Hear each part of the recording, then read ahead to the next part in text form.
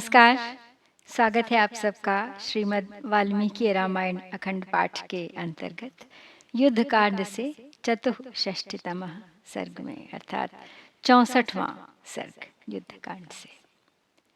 आज के सर्ग में है महोदर का कुंभकर्ण के प्रति आक्षेप करके रावण को बिना युद्ध के ही अभीष्ट वस्तु की प्राप्ति का उपाय बताना। तो चलिए प्रारंभ करते हैं आज का पाठ।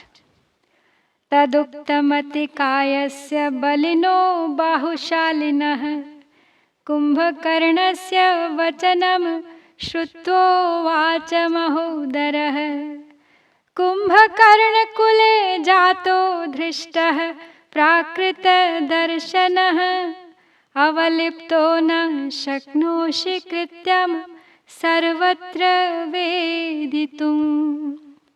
नहीं राजा न जानीते कुंभकर्ण नयानयौ त्वं तु कैशोरका धृष्टः केवलं वक्तुमिच्छसि।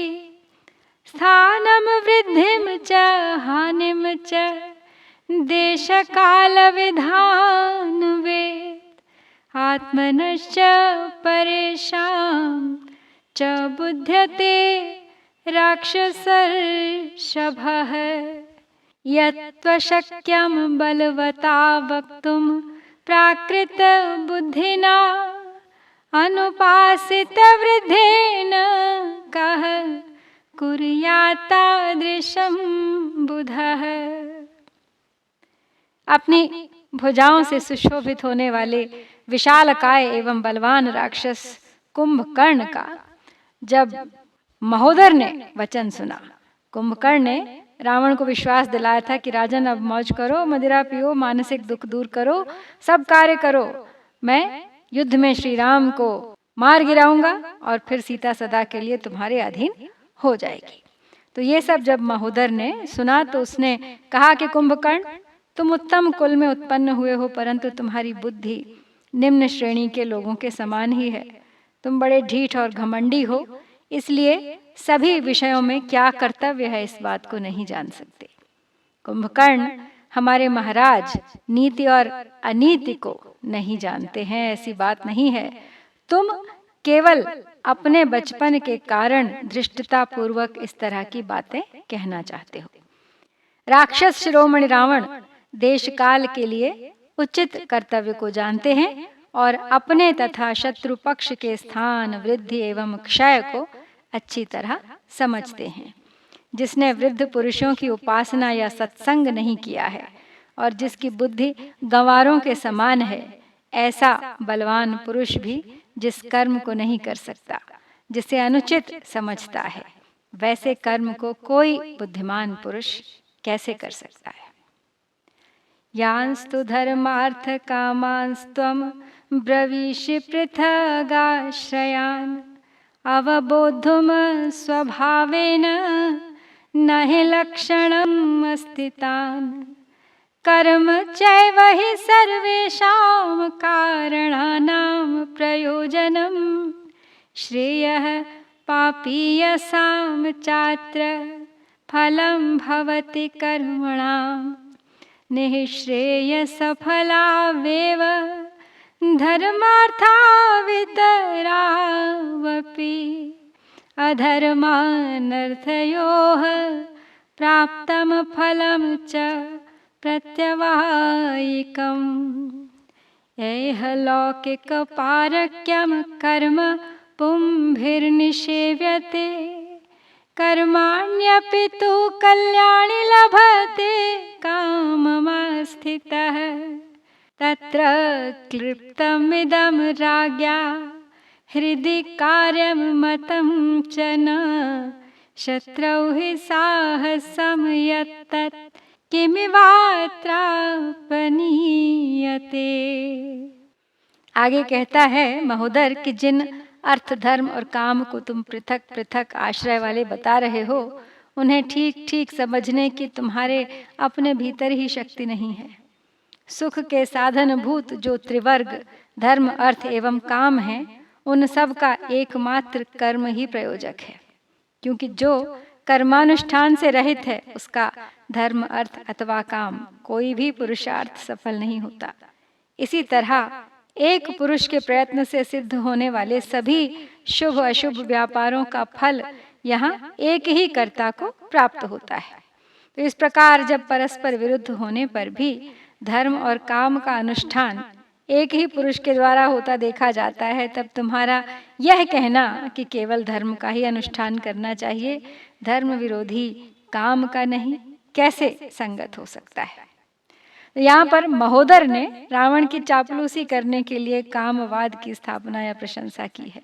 यह वास्तव में आदर्श मत नहीं है। वास्तव में धर्म, अर्थ और काम में धर्म ही प्रधान है। कुंभकर्ण का ही कहना सत्य है, अतः उसी के सेवन से प्राणी मात्र का कल्याण हो सकता है। लेकिन महोदर का इसमें स्वार्थ निहित है, इसलिए वो रावण के मुंह की सी बात कह रहा है। आगे कहता है कि निष्काम भाव से किए गए धर्म, जप, ध्यान आदि और अर्थ, धन, साध्य, यज्ञ, दान आदि ये चित्त शुद्धि के द्वारा यद्यपि निःश्रेयस यानी मोक्ष रूप फल की प्राप्ति कराने वाले हैं, तथापि कामना विशेष से स्वर्ग एवं अभ्युदय आदि अन्य फलों की भी प्राप्ति कराते हैं।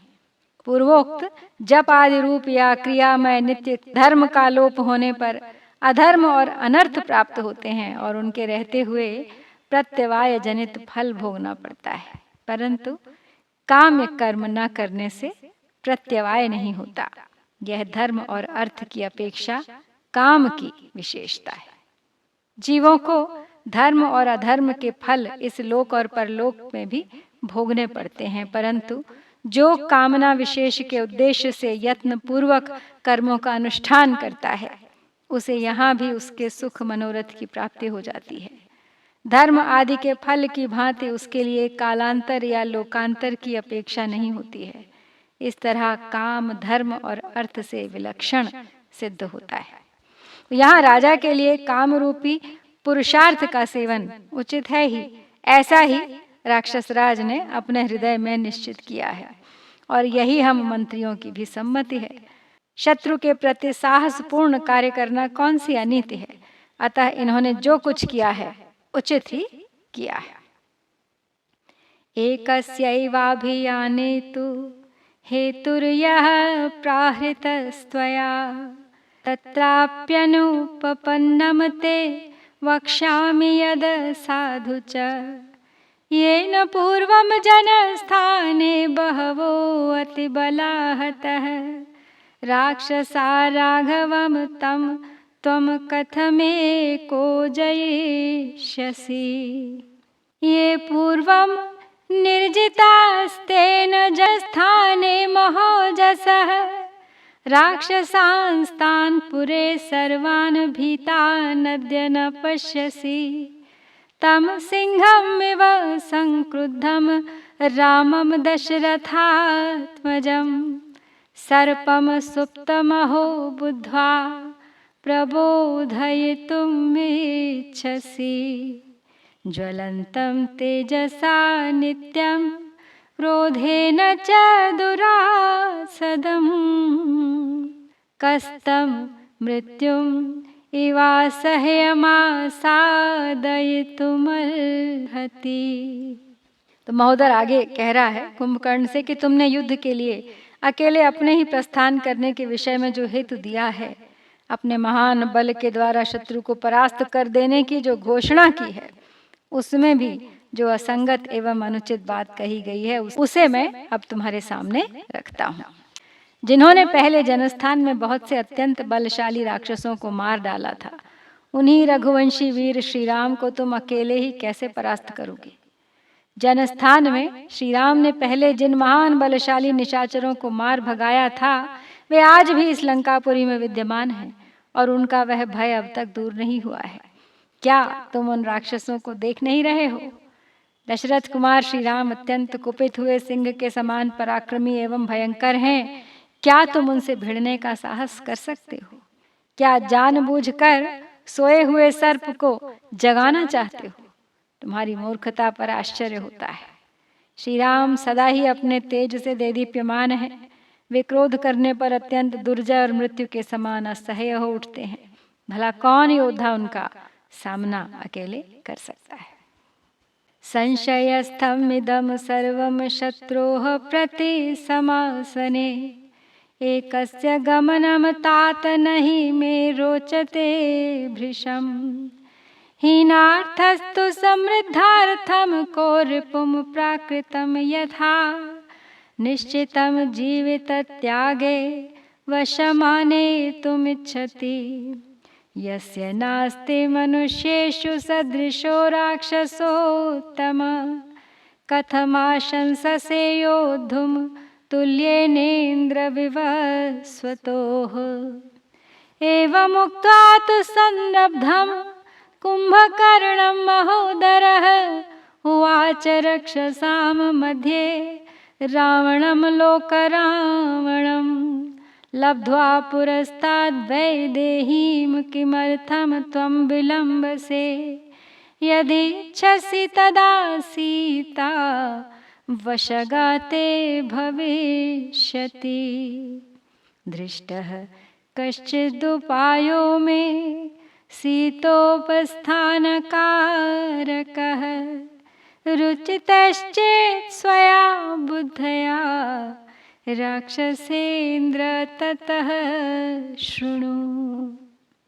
तो आगे कह रहा है महोदर कि हमारी यह सारी सेना भी यदि उस अजेय शत्रु का सामना करने के लिए खड़ी हो तो उसका जीवन भी संशय में पड़ सकता है। अतः तात युद्ध के लिए तुम्हारा अकेले जाना मुझे बिल्कुल अच्छा नहीं लगता है। जो सहायकों से संपन्न और प्राणों की बाजी लगाकर शत्रुओं का संहार करने के लिए निश्चित विचार रखने वाला हो, ऐसे शत्रु को अत्यंत साधारण मानकर कौन असहाय योद्धा वश में लाने की इच्छा कर सकता है। हे राक्षस शिरोमणे, मनुष्यों में जितनी समता करने वाला दूसरा कोई नहीं है, तथा जो इंद्र और सूर्य के समान तेजस्वी हैं, उन श्री राम के साथ युद्ध करने का हौसला तुम्हें कैसे हो रहा है।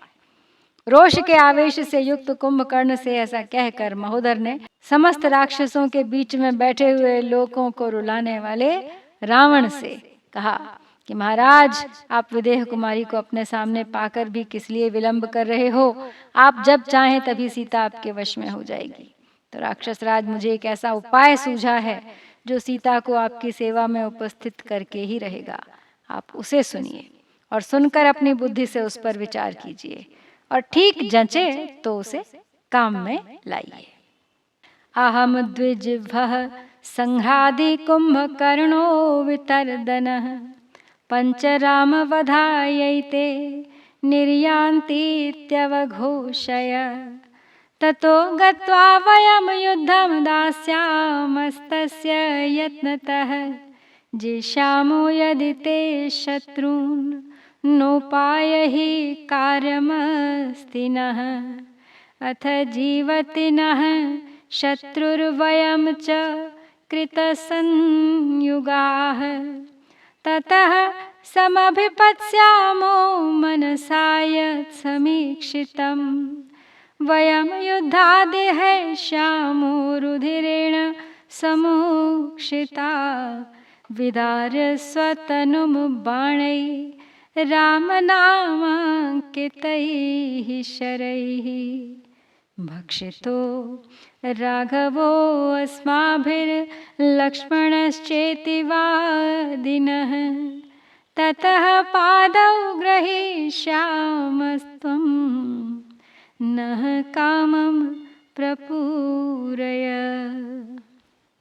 तो आगे कहता है महोदर रावण को सलाह देते हुए कि आप नगर में ये घोषणा करा दें कि महोदर, द्विजिह्वा, संघ्रादि, कुंभकर्ण और वितर्दन, ये 5 राक्षस राम का वध करने के लिए जा रहे हैं। हम लोग रणभूमि में जाकर प्रयत्न पूर्वक श्री राम के साथ युद्ध करेंगे। यदि आपके शत्रुओं पर हम विजय पा गए तो हमारे लिए सीता को वश में करने के निमित्त दूसरे किसी उपाय की आवश्यकता ही नहीं रह जाएगी। और यदि हमारा शत्रु अजेय होने के कारण जीवित ही रह गया और हम भी युद्ध करते करते मारे नहीं गए, तो हम उस उपाय को काम में लाएंगे जिसे हमने मन से सोचकर निश्चित किया है। राम नाम से अंकित बाणों द्वारा अपने शरीर को घायल कराकर खून से लथपथ हो हम यह कहते हुए युद्ध भूमि से यहाँ लौटेंगे कि हमने राम और लक्ष्मण को खा लिया है। उस समय हम आपके पैर पकड़कर यह भी कहेंगे कि हमने शत्रु को मारा है, इसलिए आप हमारी इच्छा पूरी कीजिए। ततो अवघोषय पुरे गजस्कन्धेन पार्थिव, हतो रामः सह भ्रात्रा ससैन्य इति सर्वतः।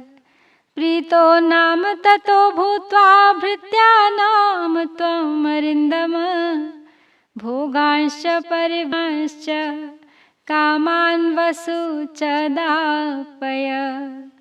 ततो माल्यानिवासांसि वीराणामनुलेपनं,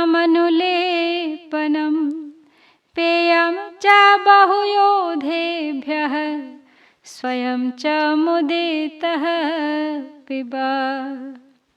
ततो अस्मिन् बहुलीभूते कौलीने सर्वतो गते, भक्षितः स सुहृद् रामो राक्षसैरिति विश्रुते। प्रविश्याश्वास्य चापि त्वं सीता रहसि सान्त्वयन्, धनधान्यैश्च कामैश्च रत्नैश्चैनां प्रलोभयः। तो महोदर आगे बोला कि हे पृथ्वीनाथ, तब आप हाथी की पीठ पर किसी को बिठाकर सारे नगर में यह घोषणा करा दें कि भाई और सेना के सहित राम मारा गया। और हे शत्रु दमन, इतना ही नहीं, आप प्रसन्नता दिखाते हुए अपने वीर सेवकों को उनकी अभीष्ट वस्तुएं, तरह तरह की भोग सामग्रियां, दास दासी आदि धन रत्न आभूषण वस्त्र और अनुलेपन दिलाएं। अन्य योद्धाओं को भी बहुत से उपहार दें तथा स्वयं भी खुशी मनाते हुए मद्यपान करें। तदनंतर जब लोगों में सब ओर यह चर्चा फैल जाए कि राम अपने सुहृदों सहित राक्षसों के आहार बन गए और सीता के कानों में भी यह बात पड़ जाए, तब आप सीता को समझाने के लिए एकांत में उसके वास स्थान पर जाएं और तरह तरह से धीरज बंधाकर उसे धन धान्य, भांति भांति के भोग और रत्न आदि का लोभ दिखाएं। अनयोपधया राजन भूयः शोकानुबंधया, अकामा त्वद्वशं सीता नष्टनाथा गमिष्यति। रमणीयं हि भर्तारं विनष्टमधिगम्य सा, नैराश्यात् स्त्रीलघुत्वाच्च त्वद्वशं प्रतिपत्स्यते।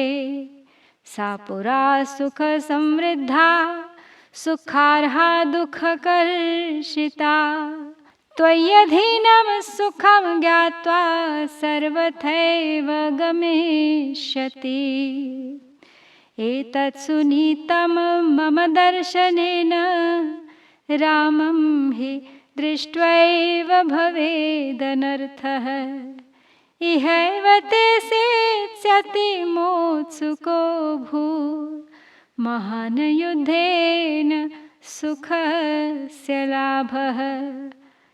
अनष्टसैन्यो ह्यनवाप्तः संशयो, रिपुमुत्वयुद्धेन जयन् जनाधिपः। यशश्च पुण्यं च महान् महीपते, श्रियं च कीर्तिं च चिरं समश्नुते। तो अपनी बात को आगे बढ़ाते हुए बोला महोदर की राजन, इस प्रवंचना से अपने को अनाथ मानने वाली सीता का शोक और भी बढ़ जाएगा और वह इच्छा न होने पर भी आपके अधीन हो जाएगी। अपने रमणीय पति को विनष्ट हुआ जान वह निराशा तथा नारी सुलभ चपलता के कारण आपके वश में आ जाएगी। वह पहले सुख में पली हुई है और सुख भोगने के योग्य भी है, परंतु इन दिनों दुख से दुर्बल हो गई है। ऐसी दशा में अब आपके ही अधीन अपना सुख समझकर सर्वथा वो आपकी सेवा में आ जाएगी। मेरे देखने में यही सबसे सुंदर नीति है। युद्ध में तो श्री राम का दर्शन करते ही आपको अनर्थ यानी मृत्यु की प्राप्ति हो सकती है, अतः आप युद्ध स्थल में जाने के लिए उत्सुक न हो। यहीं आपके अभीष्ट मनोरथ की सिद्धि हो जाएगी। बिना युद्ध के ही आपको सुख का महान लाभ प्राप्त हो जाएगा। तो महाराज, जो राजा बिना युद्ध के ही शत्रु पर विजय पाता है उसकी सेना नष्ट नहीं होती, उसका जीवन भी संशय में नहीं पड़ता। वह पवित्र एवं महान यश पाता है तथा दीर्घ काल तक लक्ष्मी एवं उत्तम कीर्ति का उपभोग करता है। इस तरह महोदर ने रावण को ये उल्टा पाठ पढ़ाने का भरपूर प्रयास किया है, जिसके साथ हम श्री वाल्मीकि निर्मित आर्ष रामायण आदि काव्य के युद्धकांड में 64वां सर्ग पूरा करते हैं। इत्यार्षे श्रीमद् रामायणे वाल्मीकिये आदि काव्ये युद्धकांडे चतुष्षष्टितमः सर्गः। ओम श्री सीता रामचंद्राभ्याम